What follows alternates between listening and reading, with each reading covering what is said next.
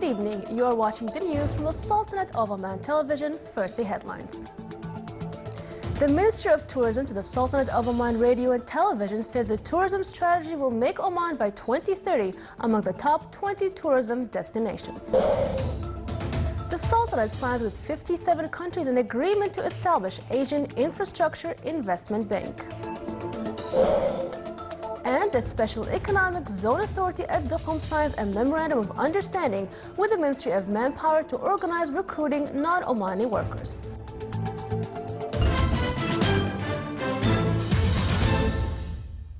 Those were the headlines. Now for the news in detail. His Majesty Sultan Qaboos has sent a cable of greetings to His Excellency President Joseph Kabila of Congo on his country's independence anniversary. His Excellency Ahmed bin Nasser al-Mahrazi, Minister of Tourism, stated to the Sultanate of Oman Radio and Television that based on directives of His Majesty Sultan Qaboos in 2014 to separate legislative side from execution for tourism sector, so as the Ministry of Tourism becomes responsible of creating plans and strategies, laws and regulations of its sector, and that Omran Company becomes in charge to run and to carry out and operate projects, whether by itself or in partnership with the private sector. This kind of progress will increase gradually in the coming years through National Strategy of Tourism Sector that was completed and is awaiting ratification. This strategy will enable the Sultanate of Oman by 2030 to become within the top 20 touristic destinations in the world.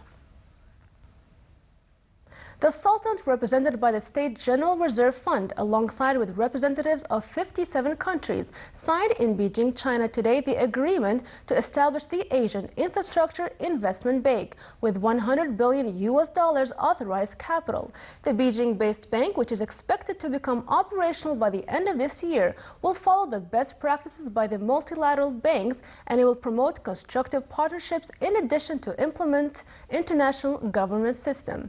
The agreement was signed on behalf of the Sultanate's government by His Excellency Abdussalam bin Mohammed Al-Murshidi, Chief Executive Officer of the State General Reserve Fund.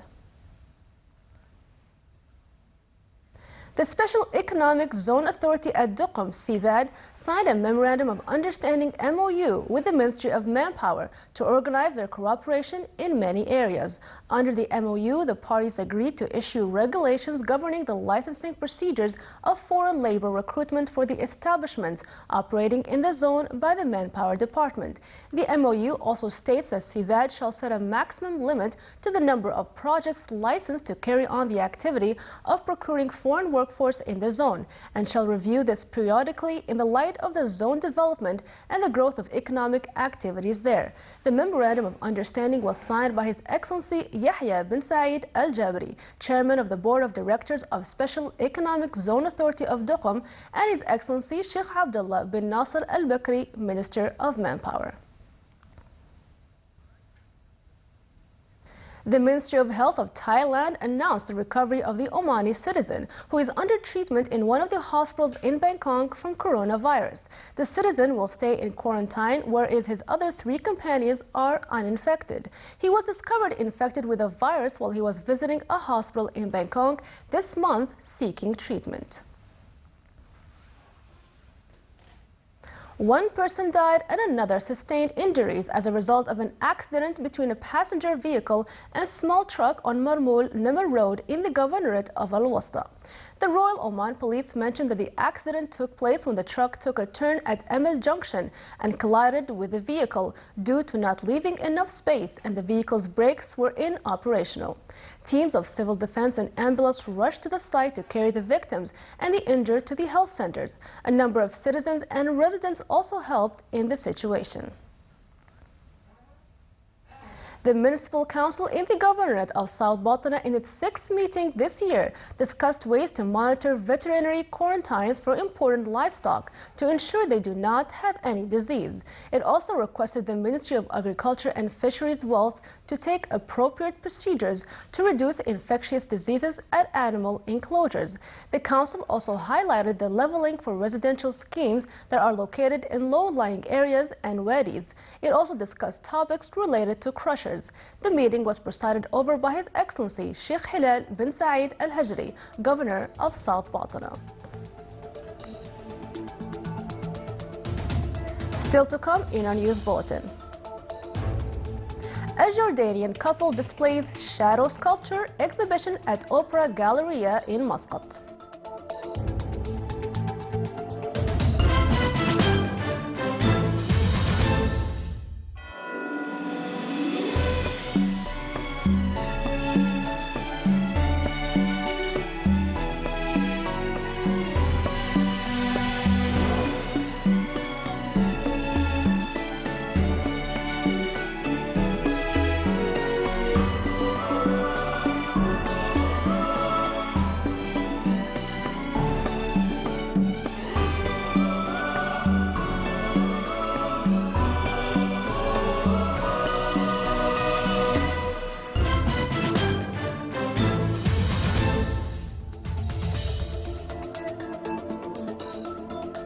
Welcome back to the news from the Sultanate of Oman television. Arab coalition forces continued their airstrikes on training camp belonging to Houthi and Salah forces in Wadi Humaid area west of Sana'a. On the ground, a tribal force announced that Yemeni President Abdurrahman Mansour Hadi loyal forces carried out an attack targeting Houthi military patrol in Thamar city in the center of Yemen, inflicting casualties and injuries. Meanwhile, Houthi forces shelled the refinery in the southern city of Aden today for the second time in 3 days, hitting an empty fuel tank with a rocket. An emergency meeting at the level of permanent envoys will be held later today at the Arab League premises under the chairmanship of Jordan to discuss ramifications of the latest terrorist attacks in a mosque at Sawabar area in Kuwait, in a hotel in Susa, Tunisia, and at a relief ship of the United Arab Emirates in Somalia. The meeting will be held at a request of the state of Kuwait and in support for Tunisia. The meeting will also discuss ways of strengthening Arab cooperation, increasing combating terrorist organizations, and coordinating security efforts among Arab countries to face terrorist organizations. Iraqi officials said attacks inside and around Baghdad have killed at least 17 people in the cities, including Baquba and Muqtadiya. A police officer says drive-by shooters killed a pro-government tribal sheikh, along with his 3 guards in the town of Tarmiya, 50 kilometers north of Baghdad. Another officer said 3 civilians were killed and 9 wounded in a bomb explosion at an outdoor marker in Baghdad's western Ghazaliya neighborhood. The attacks come as authorities found the bodies of 4 men and 2 women dumped in different areas in and around Baghdad, all shot in the chest and head with their hands and legs tied. None had identification cards. 11 Afghan soldiers were killed in an ambush by Taliban insurgents in the western province of Herat. Meanwhile, U.S. and Afghan forces destroyed a munitions cache in a volatile region close to the capital, Kabul. An Afghan army convoy in Herat province was traveling to neighboring Baghdad province yesterday when it came under attack by a large group of insurgents. Queues began forming at ATMs in the Greek capital Athens today, as they gradually began dispensing cash again following the imposition of strict controls on the capital. Greece has shut its banks for a week and imposed limits on cash withdrawals and transfers amid concerns the country could fall out of the euro.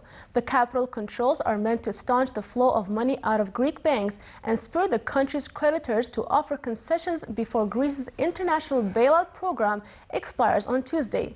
Greece has less than 48 hours to pay back 1.6 billion euros of International Monetary Fund loans, and a default would set in motion events that could lead to the country's exit from the euro currency bloc.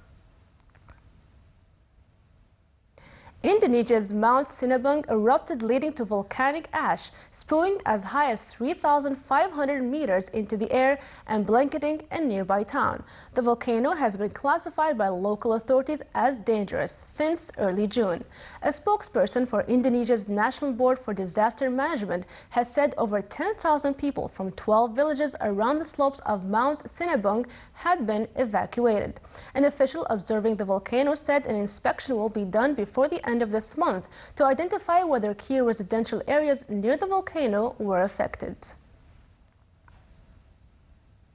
A solar-powered plane took off from Japan today on the 7th leg of its journey around the world, a trans-Pacific crossing expected to be the toughest part of the trip.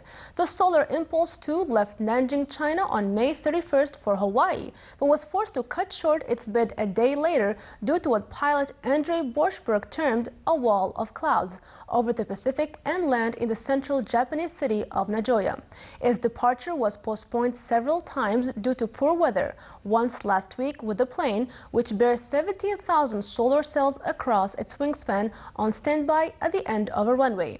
The plane took off from Abu Dhabi in March on the 35,000-kilometer global journey. Overall, the trip was expected to span approximately 25 flight days, broken up into 12 legs at speeds between 50 and 100 kilometers per hour. The plane is only as heavy a family car, but has a wingspan as wide as the largest passenger airline. Studies, design, and construction took 12 years, and the first version of the craft rolled out in 2009 broke records for the highest distance traveled by a manned solar plane. Shadow sculpture is a type of art famous by Jordanian couple Bassam El-Silawi and Maysoon Masalha. The couple participated in numerous international exhibitions, but this time they chose to display their exhibition in Opera Galleria in Muscat, where it will continue until Eid al-Fitr. The idea of their artistic pieces is derived from worships and Quranic verses, as well as Islamic and Arabic traditions through which visitors can sense the spirituality of this holy month. The sculptures they made are mainly three-dimensional Arabic calligraphy that reflect the rituals of worship when light is dropped on them.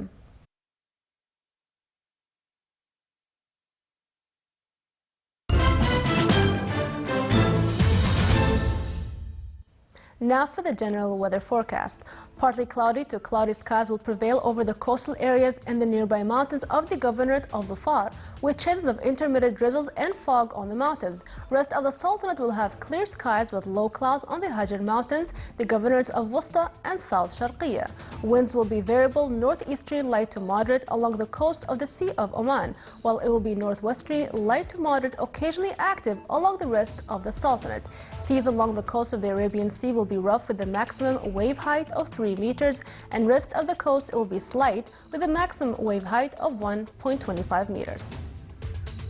This is the Sultanate of Oman television. Before we end tonight's bulletin, here are the main points once again. The Ministry of Tourism to the Sultanate of Oman Radio and Television says the tourism strategy will make Oman by 2030 among the top 20 tourism destinations. The Sultanate signs with 57 countries an agreement to establish Asian Infrastructure Investment Bank. And the Special Economic Zone Authority at Duqm signs a Memorandum of Understanding with the Ministry of Manpower to organize recruiting non-Omani workers. With that, we come to the end of tonight's news bulletin. From all of us here at the newsroom and the studios, it's good night.